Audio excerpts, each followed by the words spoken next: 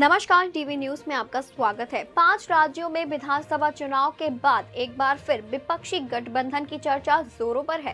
कांग्रेस अध्यक्ष मल्लिकार्जुन खड़गे ने INDIA अलायंस की बैठक की तारीख निर्धारित की तो विपक्ष के कई दलों ने दूरी बना ली।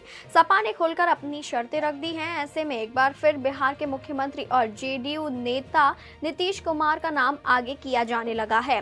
अब नीतीश कुमार का बयान आया है। उन्होंने कहा, मुझे अपने लिए व्यक्तिगत कुछ नहीं चाहिए।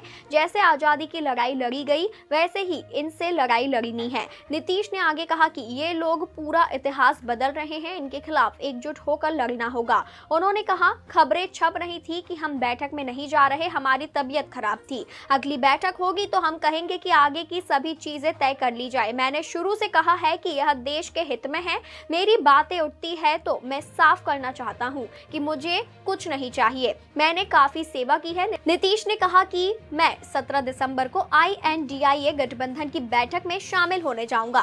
चुनाव में हार जीत होती रहती है। कांग्रेस को कम वोट नहीं आया है। हमारे नहीं जाने की बात बेकार है। हम अलायंस की बैठक में नहीं जाएंगे, ये संभव ही नहीं है। उन्होंने कहा, हमें कुछ नहीं चाहिए। नीतीश ने बीजेपी पर निशाना साधा और कहा, अब देर नहीं होनी चाहिए, एकजुट होकर सब लड़े, यही चाहते हैं। अपर कास्ट में भी गरीबी है। अगर पूरे देश में जाति जनगणना होती तो लाभ होता। विशेष राज्य का दर्जा मिले तो कितना बेहतर होगा। इससे पहले मंगलवार को राजद अध्यक्ष लालू प्रसाद ने कहा कि 2024 के लोकसभा चुनाव की रणनीति तैयार करने के लिए इंडिया ब्लॉक के शीर्ष नेता 17 दिसंबर को बैठक करेंगे। लालू का कहना था कि बुधवार को कई शीर्ष नेताओं के शामिल होने में असमर्थता जताने के कारण इसे टाल दिया गया था। उन्होंने कहा, बैठक अब 17 दिसंबर के लिए पुनर्निर्धारित की गई है। जब लालू से कांग्रेस की हालिया चुनावी हार के बारे में पूछा गया तो उन्होंने कहा, मुझे नहीं लगता कि पार्टी कमजोर हुई है, लेकिन उसे मध्य प्रदेश जैसे राज्यों में अपने नेतृत्व पर काम करने की जरूरत हो सकती है।